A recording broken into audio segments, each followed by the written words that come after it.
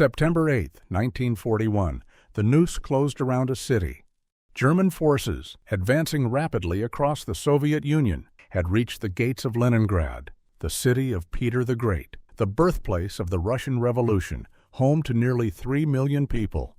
What began that day would become one of the longest and most brutal sieges in human history, 872 days of hunger, death, and defiance. This is the story of the Siege of Leningrad, a story of how a city starved, yet never surrendered. Before the war. Leningrad, once known as St. Petersburg, was a city of culture, art, and beauty. Palaces lined the Neva River, opera houses and museums flourished. It was the heart of Russia's soul, a symbol of intellect, progress, and pride. But to Adolf Hitler, it was something else entirely. Leningrad wasn't just a city, it was a target of revenge. Hitler saw it as the cradle of Bolshevism, the birthplace of communism, and therefore of everything he despised. He didn't want to capture it. He wanted to erase it.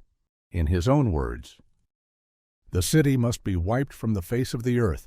There is no reason for its existence." When Operation Barbarossa began in June 1941, Hitler unleashed the largest invasion in human history, over 3 million soldiers sweeping across the Soviet Union. By late summer, German and Finnish forces had surrounded Leningrad from the south, west, and north. The only route in or out was across Lake Ladoga, soon to become known as the Road of Life. On September 8th, German artillery bombed the main supply depot at WWII. The city's food reserves went up in flames. The siege had begun. At first, the people of Leningrad believed the Red Army would break through. The government promised supplies. The radio urged calm. But as the days turned into weeks, the truth became impossible to hide. The city was cut off completely. Rail lines destroyed. Roads blocked. The encirclement was total. Inside the city, nearly 3 million civilians were trapped, including 500,000 children. The first shortages came in October. Bread, sugar, oil, all rationed. Then the rations were cut again and again.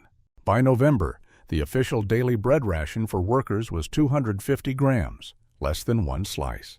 For children and the elderly, 125 grams. And even that bread was not truly bread.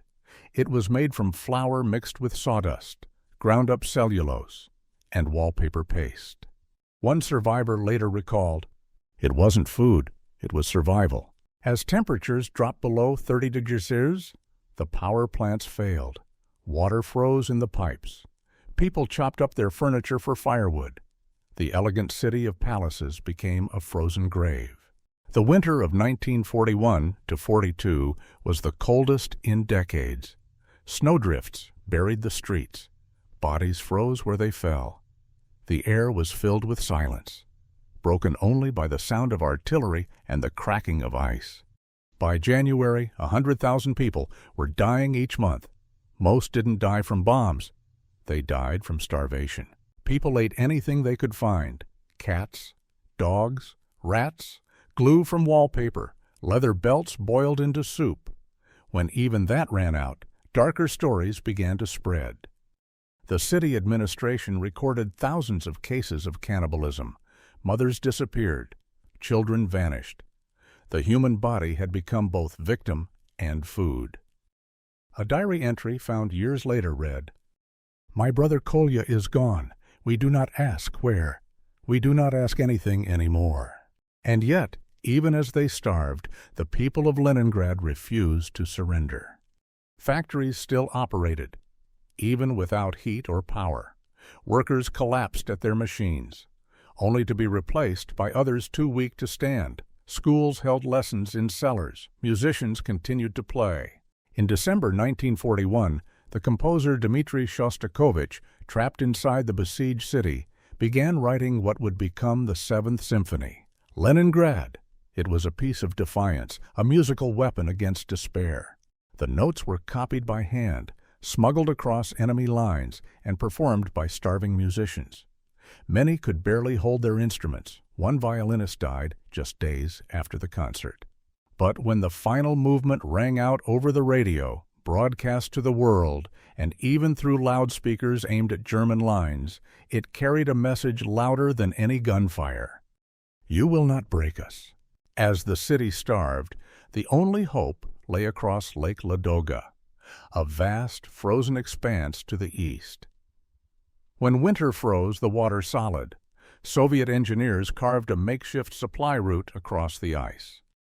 Trucks, sleds, and convoys began the perilous journey, carrying flour in and evacuating children out.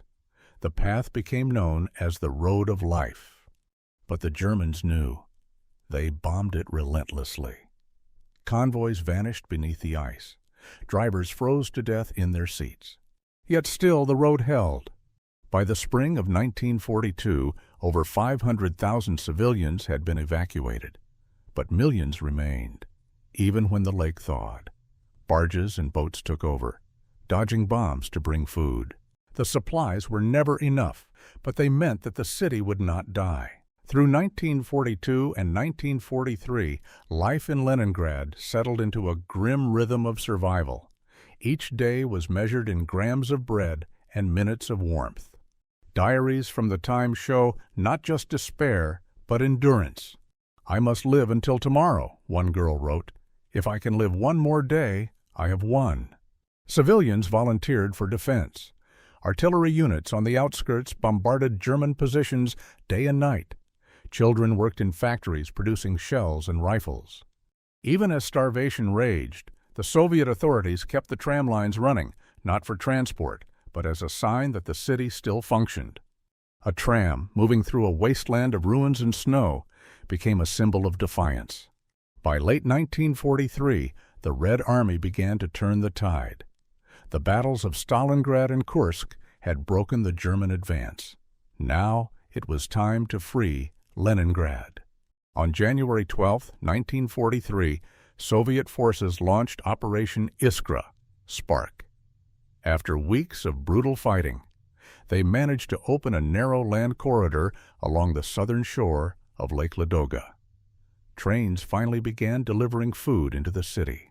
But the siege itself continued. German artillery remained close enough to bombard Leningrad daily. The full encirclement would not be broken for another year.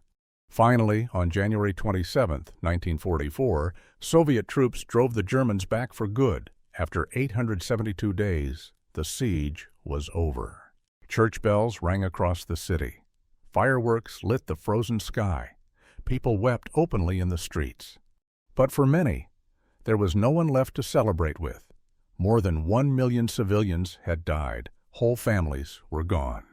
When foreign journalists arrived, they could hardly believe what they saw. A city half destroyed, but still standing, skeletons of buildings, empty streets, faces gaunt and hollow. But behind those faces, something unbroken. A survivor later said, "We were not heroes. We were just people who refused to die." The Germans had failed to take Leningrad not because of guns, but because of will. Even Hitler was forced to admit defeat. The city he had sworn to destroy had survived.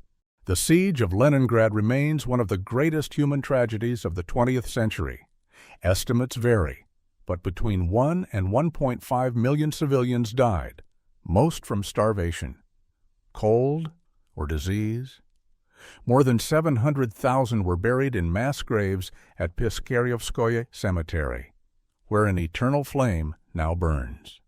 Yet even amid such horror, acts of humanity shone through, neighbors sharing their last piece of bread, teachers risking their lives to save children, artists writing, painting, composing, because they believed that even in darkness, beauty must not die.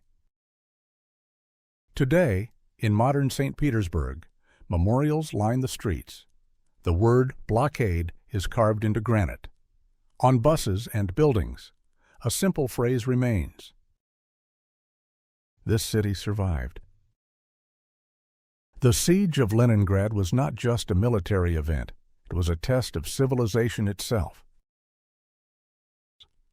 It asked, how far can a human being endure suffering? And how does a society hold on to its soul when everything else is gone? For the people of Leningrad, survival became resistance. Every bite of bread, every heartbeat, every note of Shostakovich's symphony was defiance. In the end, Leningrad did not win through weapons, but through willpower, through ordinary people, mothers, workers, children, who refused to give up their city, their dignity, their humanity. 872 days, over 1 million dead, but not one white flag. The Siege of Leningrad stands as both a tragedy and a triumph, proof that even in the darkest winter, the human spirit can burn brighter than fire.